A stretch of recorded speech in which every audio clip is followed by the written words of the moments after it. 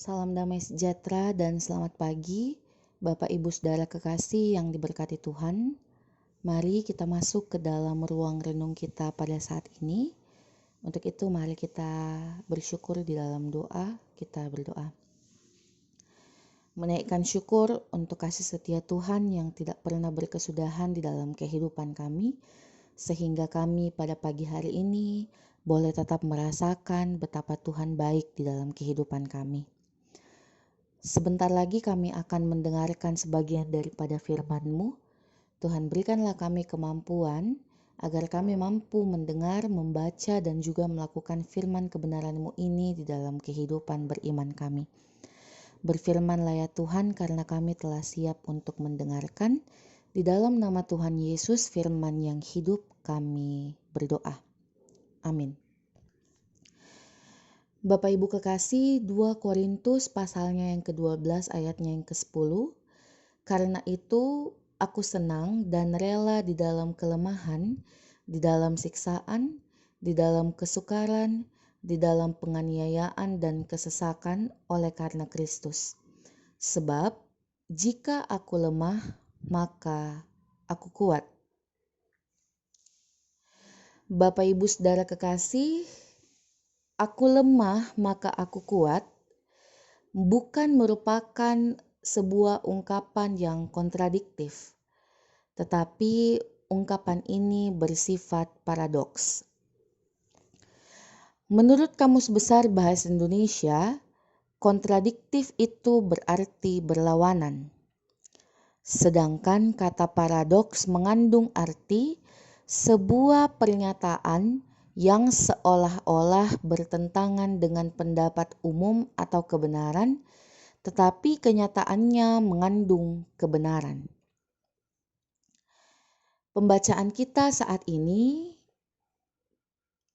ingin mengatakan bahwa sebab jika aku lemah, maka aku kuat. Ini merupakan pernyataan iman seorang Paulus berdasarkan penglihatan dan pengalaman hidup yang dialaminya. Bapak Ibu, ketika kita membaca bersama-sama surat 2 Korintus ini secara keseluruhan, maka kita akan banyak membaca tentang bagaimana Paulus berhasil selamat dan berhasil melangsungkan pelayanan di tengah kelemahan, di tengah penderitaan, dan di tengah pergumulan jemaat pada saat itu.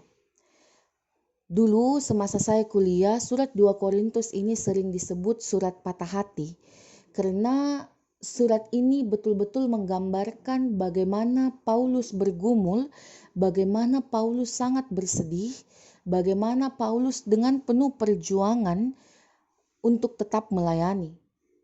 Dan di tengah setiap situasi itu Paulus tetap mengandalkan Tuhan. Bapak Ibu, ketika Paulus di dalam perjalanan pelayanannya dan mengalami hal-hal yang mendukakan hatinya, maka itu pasti sangat berat baginya. Tetapi di dalam kesadaran diri sebagai manusia yang lemah dan yang menerima perlakuan yang menyakitkan, Paulus mendapatkan penglihatan yang memberikan kekuatan. Ini secara tidak langsung ingin menyampaikan kepada kita sekalian bahwa Tuhan bekerja dan menyatakan cinta dan kasih-Nya kepada Paulus yang mengalami rasa sakit. Dia memberikan kelegaan kepada Paulus dan memberikan kekuatan kepada Paulus karena Paulus hidup dalam kebenaran yang Tuhan berikan. Bapak Ibu, pengalaman Paulus inilah yang menyadarkan kita sebagai orang beriman bahwa di dalam kelemahan diri untuk melaksanakan tugas panggilan dan pengutusan Tuhan, Dia tidak pernah membiarkan kita. Kita tidak pernah tahu apa yang akan kita alami sepanjang hari ini di dalam segala tugas dan tanggung jawab kita. Tetapi yang pasti, ketika kita melaksanakan setiap tugas dengan kebenaran iman, tentunya pasti ada tantangan yang akan menghadang. Oleh sebab itu, jangan pernah ragu untuk hidup di dalam kebenaran yang telah Yesus berikan. Ingatlah bahwa di dalam kelemahan kita, Yesus hadir dan memberi kekuatan. Karena itu, marilah kita menghadapi tantangan hari ini dengan penuh sukacita. Dan percayalah, ketika kita datang kepada Dia, kepada Yesus Kristus sang sumber kehidupan kita, membawa semua pergumulan yang kita pikul, maka Dia akan memberikan kekuatan.